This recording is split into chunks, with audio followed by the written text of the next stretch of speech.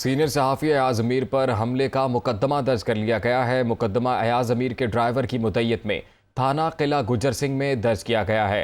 मुकदमा 6 नामालूम अफराद के खिलाफ दर्ज किया गया है। पुलिस ने मुकदमा मेडिकल रिपोर्ट मौसूल होने के बाद दर्ज किया है। सीनियर सहाफ़ी अयाज अमीर पर हमले का मुकदमा दर्ज कर लिया गया है। मुकदमा अयाज अमीर के ड्राइवर की मुद्दत में थाना किला गुजर सिंह में दर्ज किया गया। मुकदमा 6 नामालूम अफराद के खिलाफ दर्ज किया गया है, जबकि पुलिस ने यह मुकदमा मेडिकल रिपोर्ट मौसूल होने के बाद दर्ज किया है। सीनियर सहाफ़ी अयाज अमीर पर हमले का ये मामला है और ताज़ा तरीन अपडेट ये आ रही है कि अब इस हमले का मुकदमा दर्ज किया जा चुका है। मुकदमा अयाज अमीर के ड्राइवर की मुद्दत में थाना किला गुजर सिंह में दर्ज किया गया है। मज़ीद तफसीलात जानते हैं। राना मोहम्मद अली हमारे साथ मौजूद हैं। बताइएगा मोहम्मद अली से मुताल्लिक।